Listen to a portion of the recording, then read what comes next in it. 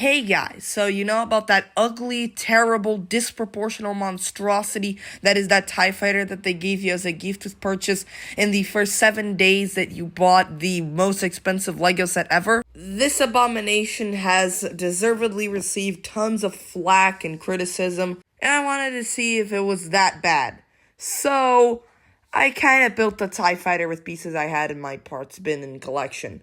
And let me tell you, oh boy, it was bad. Right off the bat, obviously some of the coloring is off. I mean, you have some teal pieces laying around in here for no apparent reason. But anyway, this is the TIE fighter, and I don't even know where to start. It's that bad. Let's start with what I like, which is probably going to be a pretty short section. The bodywork on the wings. Remember that I'm technically reviewing the official set here, but here I used a completely different technique. I used some stamp pieces with clip that don't work as well as the official pieces. The actual pieces that they used in the set are the exact same that are here. I just didn't have enough of them, so I ended up plucking these pieces on here. But remember that these are supposed to look a bit nicer. In the back, it has this 1x1 tile that is kind of curved at an angle, and I think that is nice. It's the engine intake, I'm pretty sure. And remember that in the original set, there were some different colored pieces here. You see how they have this brick here? And that's supposed to have a black plate here, and that looked really bad. I'm not a big fan of having those mismatched colors. Speaking of mismatched colors, what the set is supposed to look like, these plates here were just supposed to be red, so this thing had red plates sticking out, and that looked stupid because, I mean, what are those supposed to be? Maybe they're supposed to be the cannons, but then what is this bar piece supposed to be, like handlebars for someone to like weightlift with this thing? I may add that I absolutely despise this piece being used in this set because, if you don't know, this is basically like 1979 Lego Classic Space level building techniques, which works for a Classic Space set because Classic Space is the jam, but not for the gift of purchase of your most expensive Star Wars set ever. And this part may be a tiny bit whiny and subjective, but I hate how you just take this front panel off to access the interior. It just seems so rough and basic, and it doesn't feel like a 2025 Lego Star Wars set. I just had a TIE pilot stuck in there, and I'm sure she's pretty happy to leave this abhorrent prison, which barely gives you any room to breathe. These red cheese slips here, these red 1x2 cheese slips, I hate them with a passion. This same set includes printed pieces that would fit perfectly here, and there's also the printed control panels that Lego uses in like literally every single set that they could have used here. You know what? I'm not even sure if I should complain about this because, you know, the interior is so puny and tiny that it doesn't really matter. The only thing this does is just hold a minifig inside of there. But then you could say that about every cockpit ever in the Lego Star Wars set, and I think they should have just put more effort into the gift with purchase for a $1,000 set. Also, I'm just gonna take this thing off. I do like how they use some curved tiles here, and I think that's nice. Also, this is supposed to be the part of the things that I like about the set, and the negative stuff is really coming on. Yeah, that's because there's not much positive to talk about this set, because there are like 2 positive things hidden in 100 pieces of negative stuff, and there's not really much to talk about then, is there? Anyway, these curved plates are nice. They kind of remind me of the UCS TIE Interceptor. Obviously in a very reduced scale. That's the only UCS feel that you're going to get out of this entire set. And let's just try putting the minifig back in there.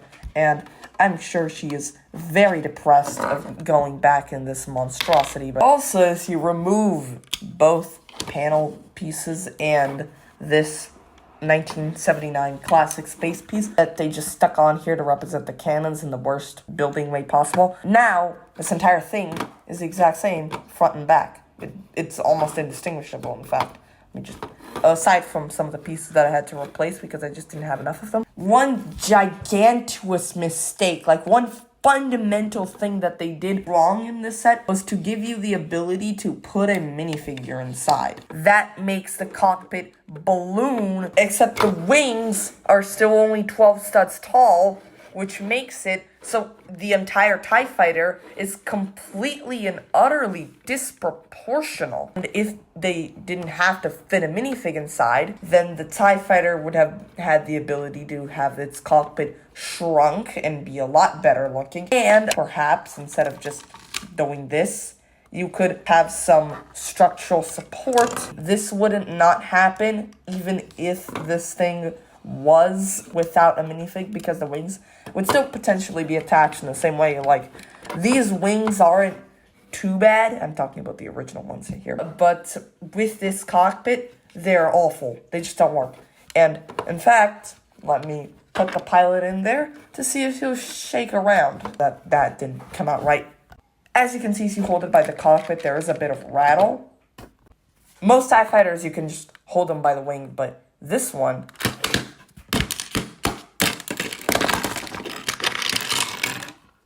you can recreate a crashed TIE fighter rather easily. And if you do decide to make it a crashed TIE fighter, and you have the wings out there, you can just put them like really far away to give it like a forced perspective effect. Honestly, I'm going with that. That's what the original set was intended for. Yeah. That's what it was supposed to be. This is some really nitpicky stuff, kind of, because, you know, this thing is like 100 pieces max. So you can't expect it to hold itself together so fantastically well when you pick it up by the wing. And also, you can pick it up by the wing. You see, just shake it around, it's going to explode. But if you don't shake it around, like, it's just going to hold up fine. But also, the box of this thing says 10 plus, which makes no sense because this is a gift of purchase that you can only buy with an 18 plus set. But either way, if you turn it to the side, these little pieces act as the side thing. But since this thing is so puny, when you turn it to the front, there's no cover here. So they just look like side cannons, and that's really weird. For a gift purchase of a $1,000 set, yes, I'm gonna keep mentioning that. And some random piece fell off. I hate this set anyway. I don't want to keep talking about it, so I'm just going to say that get ready, because rent mode has been activated. For a gift with purchase for a $1,000 set, there's no printed piece here, and generally there is a printed piece here, but not in this one, because they were too lazy to print a piece in the gift with purchase of the most expensive set ever. That might have been a slight overreaction, and I've seen a Brickset comment that said that the gift with purchase for the $1,000 set, aka this thing, was a 4+ set designed by the designer's infant son's dog. And that's an insult to the dog. You should be ashamed of that Brickset commenter. Bro, I'm pretty sure my dog could design something better than this. Honestly, I don't think so, but seriously, whoever designed this set, I would very much like some answers of why you designed this thing the way you did. Maybe it was a corporate mandate to just have it be able to fit a minifig inside, but if it wasn't, my man, next time you design a set that's supposed to be the gift of purchase for a $1,000 set and make it such a small TIE fighter, make sure you don't treat fitting a minifig inside as non-negotiable, because I think it hurt the proportions of the set very much. So I guess we can just end on that note. Oh, yeah, I already baby clumped it. I guess I'll just shake it. Wait, where's the pilot? Oh, wait, she's still inside. Oh, no. Oh, there she is.